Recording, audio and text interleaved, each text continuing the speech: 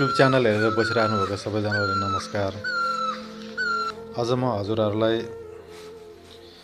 एउटा न्याउली चरीको आवाज भन्ने एउटा कथा हजुरहरू सामु राख्न चाहन्छु र हजुरहरूले मेरो भिडियोलाई अन्तिमसम्म हेरेर साथ दिनुहोला भन्दै म आजको यो न्याउली चरीको आवाज भन्ने कथालाई अगाडि बढाउन चाहन्छु। धन्यवाद। एउटा हरियो डाँडाको काखमा सानो गाउँ थियो। त्यो गाउँ बिहान साँझ न्याउली चरीको मिठो आवाजले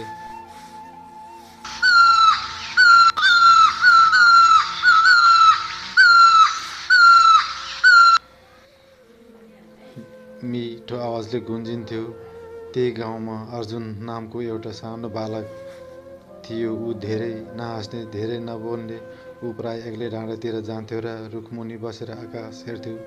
एक दिन ऊ बसेको रुखको हाँगामा एउटा न्याउली आएर बस्यो। उसले बिस्तारै करायो, न्याउ न्याउ न्याउ गर्दै। त्यो आवाज सुनेर अर्जुनको मन हलुक्क भयो। धेरै दिनपछि उसले मुस्कान दियो।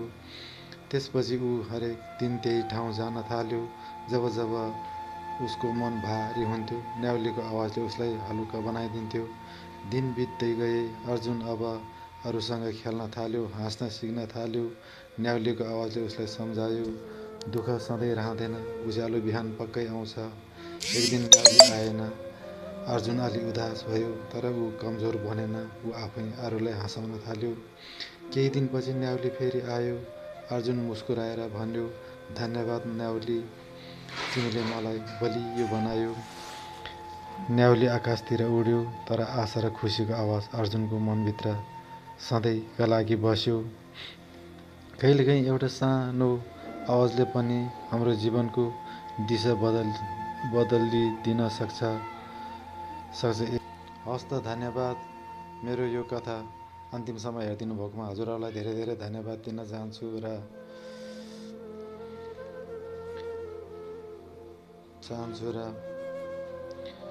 हजुरहरूलाई यस्तै यस्तै प्रेरणादायी र राम्रो कथाहरू सुन्नको लागि मेरो च्यानललाई सब्सक्राइब, सेयर, कमेन्ट अनि लाइक गरिदिनु होला भन्दै धेरै धेरै धन्यवाद।